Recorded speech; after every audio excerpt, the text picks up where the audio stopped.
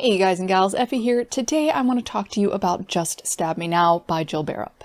Jill Bearup is a content creator here on YouTube. Most of her content focuses on stage fighting, which is, fighting for stage and screen, why it works, how it works, where it doesn't, and why it didn't, and sort of the differences between stage fighting and actual swordplay, and they are different art forms. In 2022, she started posting these shorts about an author who was trying to write sort of an epic fantasy or a romantic fantasy, and kept injecting herself into the story and having conversations with her characters and arguing with her characters about story progression and character development. And they were all really cute. And at some point, though I don't know which came first, those YouTube shorts became a book. So you can still see those shorts. I will make sure that I link all of them down below. I really enjoy them. I think they're super adorable. They will definitely give you a feel for what this book is and kind of the way that it plays out and the way that it reads. The book itself is very, very much like the shorts. So if you like the shorts, you will like the book. If you don't like the shorts, you're probably not going to like the book. I happen to like the shorts, so I really enjoy the book.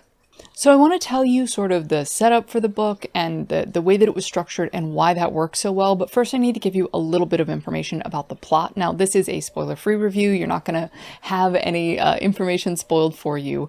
I won't give any major plot reveals or anything like that. If you do watch the YouTube shorts, just be aware that you will be spoiled on the book because it is the same story. It's just basically the shorts put into book form with enough filler that it reads correctly like a novel rather than short form media. One of the things to be aware of going into this is a story within a story sort of format. The main story, if you will, is about a fantasy heroine named Rosamond, who's on a mission to deliver a peace treaty to an enemy state. So her kingdom and the neighboring kingdom are at war, and she has been tasked by her queen to deliver this peace treaty across enemy lines to the palace so that they can broker some kind of peace. And all of this time, her enemies are trying to kill her, the neighboring factions are trying to kill her, people within her own faction are trying to kill her. So it's a really dangerous trip. Rosamond is accompanied by Captain Leo Collins, who the author insists is her hot enemy, even though they don't really have any enemy history or rivalry even.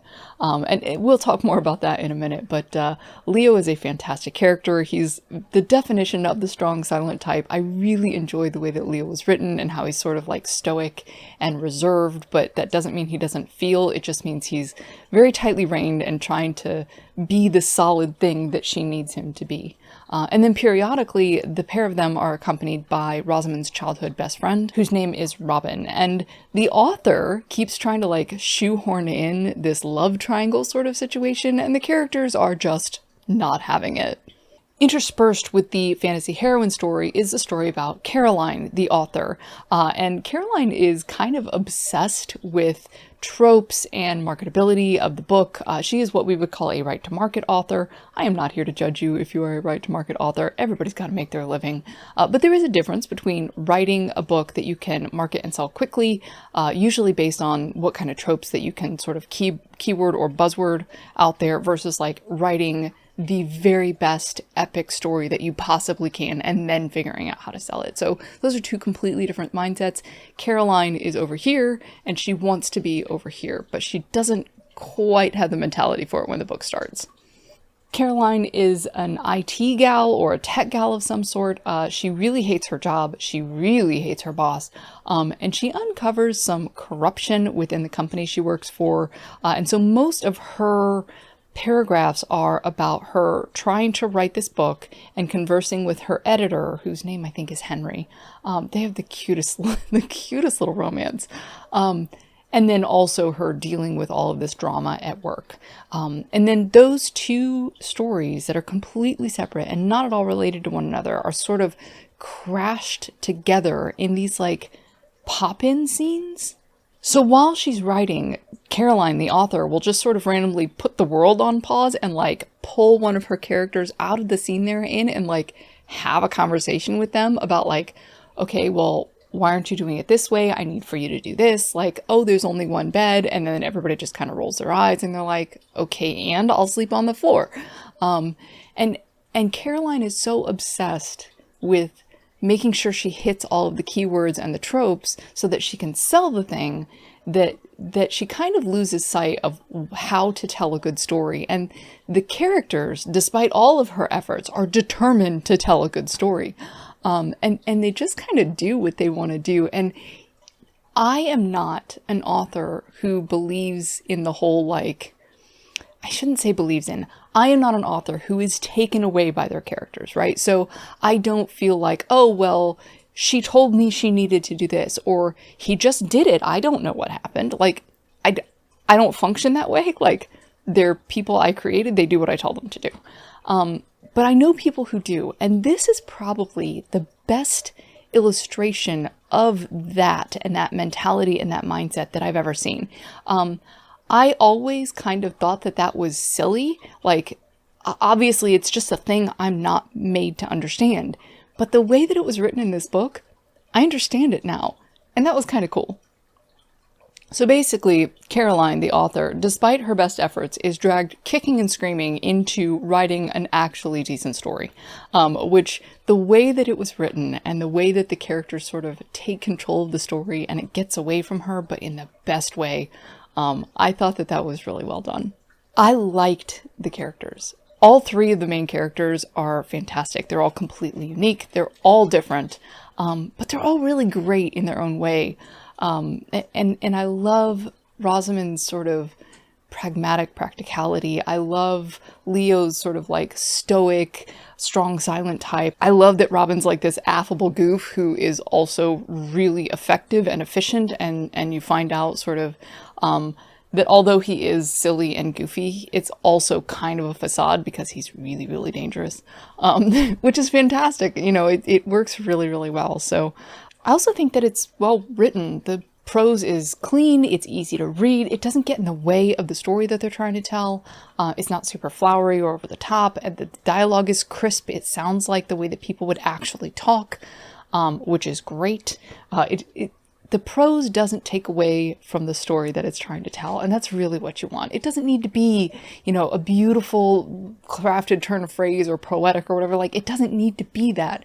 Most of the time, you just want the prose to sort of disappear so that the reader can get invested in the story. And I think people forget that sometimes. Not to say that there aren't eloquent turns of phrase or poetic descriptions. There are, but it's not the majority of the novel. Most of the time, the writing itself, the sentence structure, the way that it's written is background, which is what you want. Another thing I thought was interesting. So as Caroline, the author, is going along and winding up sort of being dragged kicking and screaming into writing this actually decent fantasy story by her characters, she winds up in these bouts, because a lot of Caroline's scenes, the author's scenes, are her talking to her editor, Henry, I think his name is, you know, and I guess they kind of have like a live exchange chapter by chapter. As she writes scenes or as she writes chapters, she sends them to Henry and he kind of gives her feedback. And there are these sections where she's written something or she's done something that didn't make a lot of sense, maybe wasn't as clean as it could have been, maybe she gets a little carried away, a little tropey, and he kind of reins her back in and is like, you know, this doesn't fit with the story, this isn't believable, you know, why are you doing this? And the book kind of talks about her going through this sort of like overwhelming swirl of emotions, this like vortex of emotions, and being really overcome by it. And I thought that was really relatable. We as authors, you have to learn to accept feedback graciously. It's a thing, it's a skill you have to hone. It's a thing you have to teach yourself. So we as human beings do not take critique particularly well naturally. We do not take criticism particularly well naturally. You have to learn to sit there and allow people to criticize you and not try to defend yourself, because that's their perception and their opinion, and there's a lot to learn from that.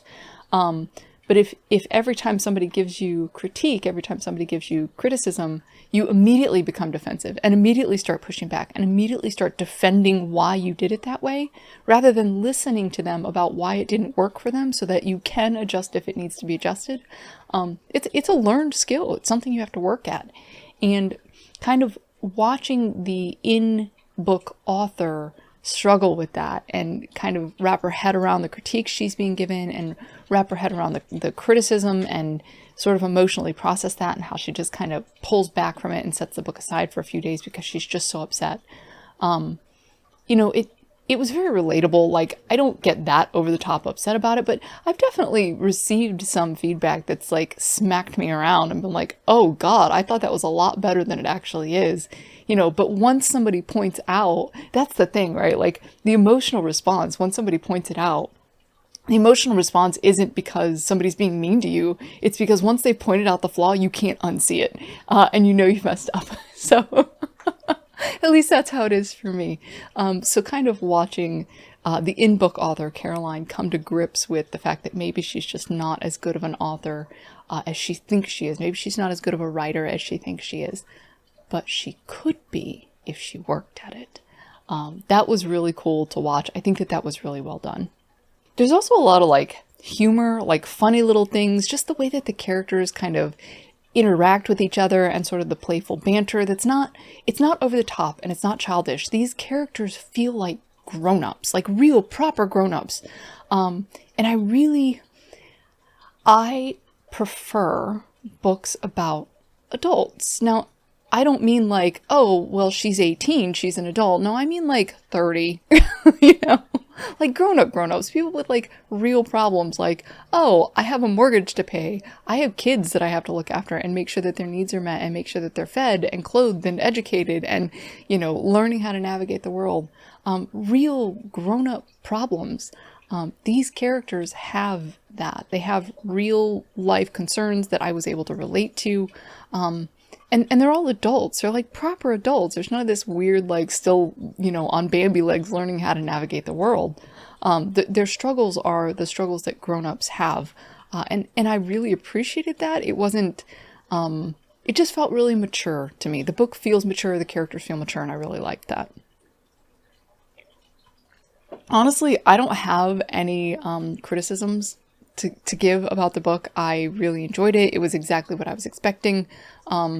It ticked all the boxes for me. It was fun and funny and lighthearted, but it almost falls into cozy fantasy, because any of the like life or death sort of situations that are in the book itself, in the actual like book, any of those that you run into, are fictional in world. So because the life or death stuff is within the fantasy book, within the novel, that nobody's actually going to die, that these are characters within the story.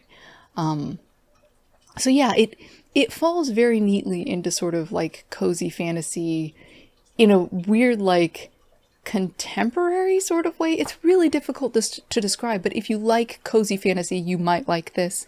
It feels very cozy-esque. It's got that kind of cozy fantasy vibe. Where it's like low stakes, but only because that the characters that are in danger are in a novel in world. So I like cozy fantasy. If you like cozy fantasy, this might be for you. I don't really have any criticism of it. If I had to nitpick, if I had to pick like one thing and say, oh, maybe not this, I think that the book would have been just as solid and just as strong without the in-office drama that Caroline, the author, the in-book author, experiences. She's got some like embezzlement stuff going on at work, or like some ransomware stuff going on at work, where somebody's stealing money from the company. And I don't know that it was necessary. It didn't add anything for me. But that could just be because I was relating so much more to her author journey than anything else, and everything else was just sort of secondary to me. Which tells me that it's entirely possible that somebody else reading this book who is not writing or a writer or has no interest in being a writer, that sort of corporate work thing and the struggle with her boss and the struggle with her coworkers, it tells me that may be the anchor they need to make this character more relatable, in which case it serves its purpose and it should be there. So it wasn't necessary for me, but that could just be because of my perspective. And it's entirely possible that subplot or that little side story that I didn't care about might be the thing that somebody else needs to relate to the character, in which case it's necessary. So, it's hard to say like, oh, yeah, you could write the same story without this section. Like, Could you though? I don't know. Maybe. But that's only if I was like really pressed to pick one thing that I would change about it. So, yeah, overall, I really liked it. I think it's well written. I like the way this author writes. It's very smooth. It's very fun. It's very flowy. It reminded me a lot of The Wolf and the Hawk, by Julian Greystoke. It kind of had a very similar vibe or a similar feel where the characters all felt very adult and the romance was very like believable and sweet. It wasn't relying on like miscommunication tropes or whatever. Like any of the struggles that the characters had with one another, they were legitimate struggles that actual people face. It wasn't just like, oh, if she would just say this one thing, it would solve all their problems. No, they have problems because they have problems. And both of the two books, that The Wolf and the Hawk that I just mentioned, and Just Stab Me Now, they have kind of a similar vibe. So if you've read that one, you might really like this one. And if you read this one and like it, you might like the other one as well. Also, it's very clean. It's not that there aren't sex scenes alluded to, but it's all fade to black. So it develops a relationship when they eventually get there. I don't actually, do they? I don't remember. Anyway, it's alluded to, but it's not on page. So it's a very clean book, which, you know, suits me just fine. I prefer clean romance, not like chaste romance, but like fade to black. So yeah, it really worked for me. I really enjoyed it. I'm glad I read it. I'm definitely glad that I picked it up. I will be passing it on to someone else to read after I'm done. Just because, you know, it's kind of one of those things that you want to share. So thanks so much for watching. If you liked the video, please hit the like button and subscribe to the channel. Hello. It really does help me out. He wants to go for a walk, so we're going to go. Join us on Discord if you want to join in on the conversation, or comment down below. I do try to respond to comments. I'm not perfect at it, but I do try. And, oh yeah, if you like what I'm doing and want to see more book reviews like this, or recommend a book to me to review, you can do that on Patreon. Thanks so much for watching. Have an excellent day, and I'll see you next time.